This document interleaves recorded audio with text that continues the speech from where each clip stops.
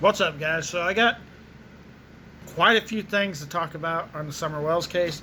I did some smaller videos where I talked about it, but I'm also going to put that in this video. So this video will probably be fairly long, probably 10 to 20 minutes.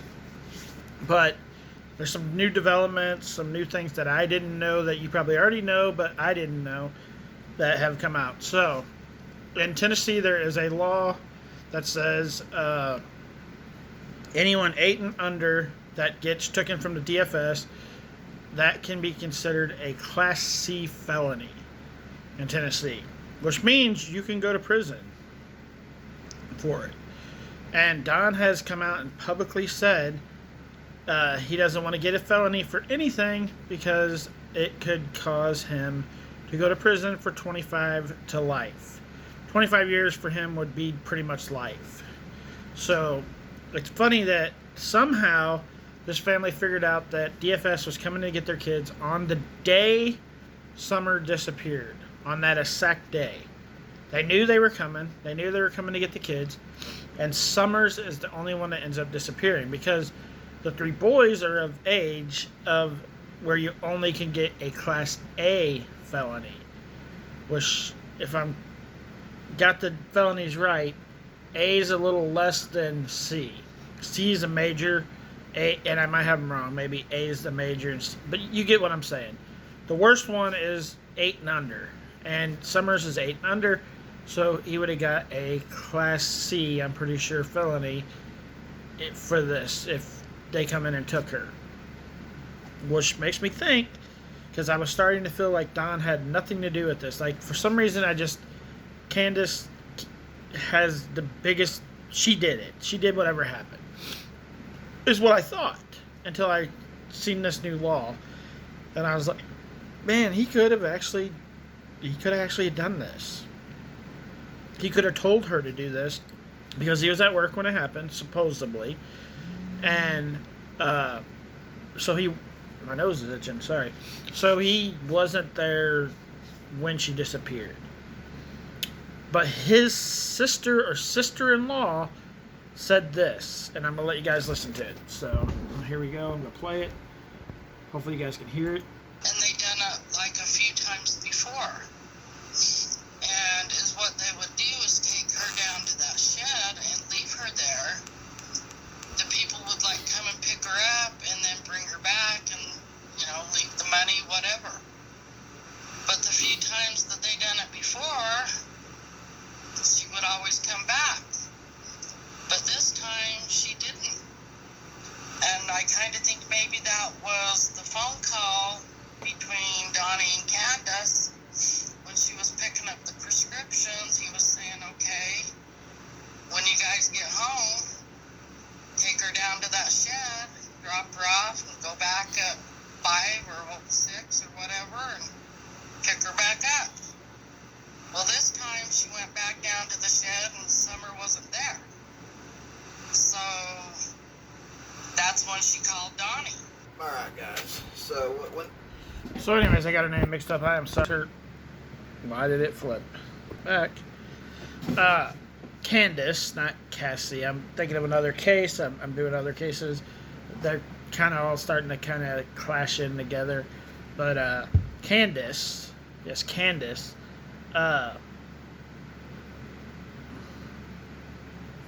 We're not on Candace, but I said her name wrong. I'm trying to think of where I want to go next with this. So yes, that being weird because this is Don's sister or sister-in-law saying that they brought Summers down to the shed, leave Summers there, somebody would pick her up. A few hours later, they'd come back and leave money there with her. Now, my nose keeps itching. Now, this just doesn't, if this is true and this can be proven to be true, this family both these parents need to go away for the rest of their damn life. For the rest of their damn life. But now there's a new theory.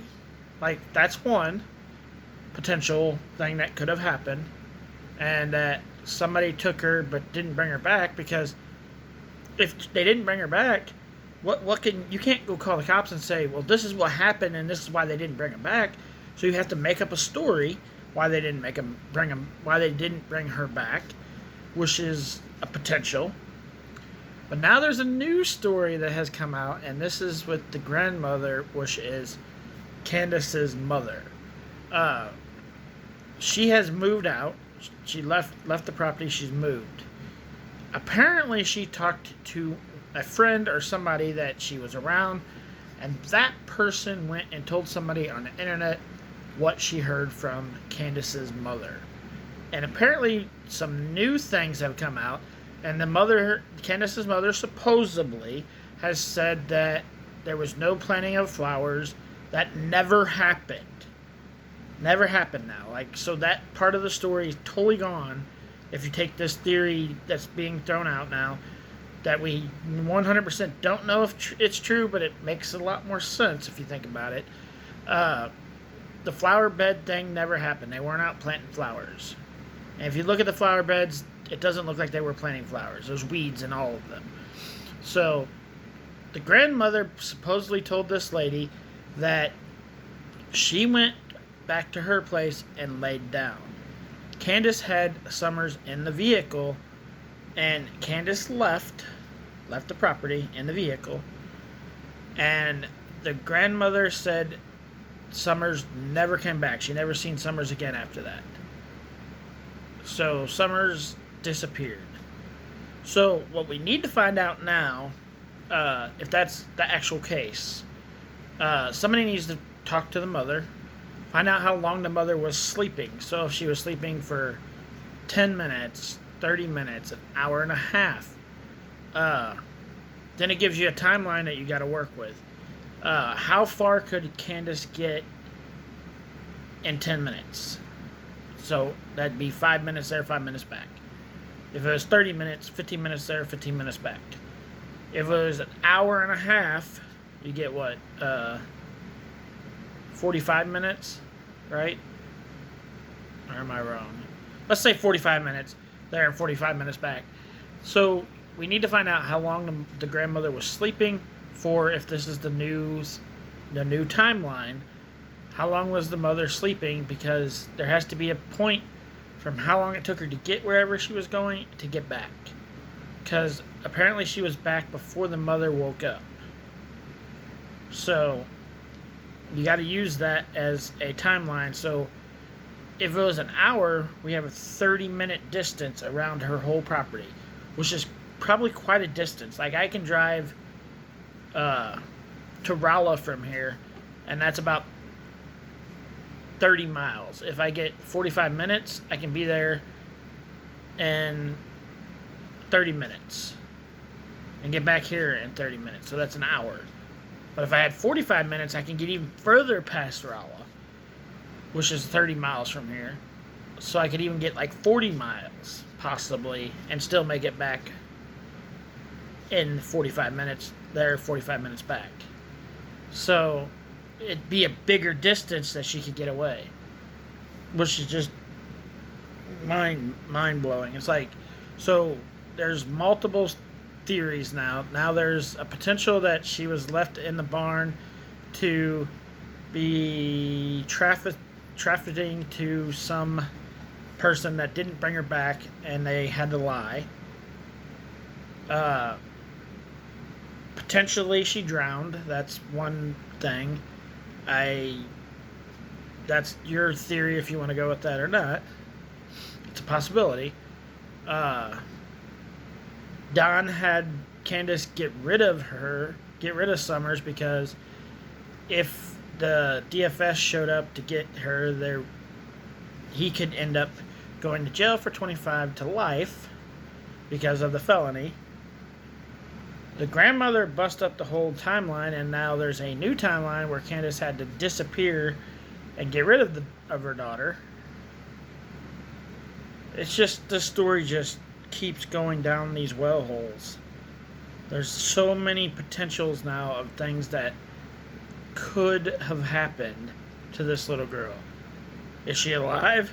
Is she not alive? I'm leaning more to the not than I am to the M, because there's just it just makes me mad.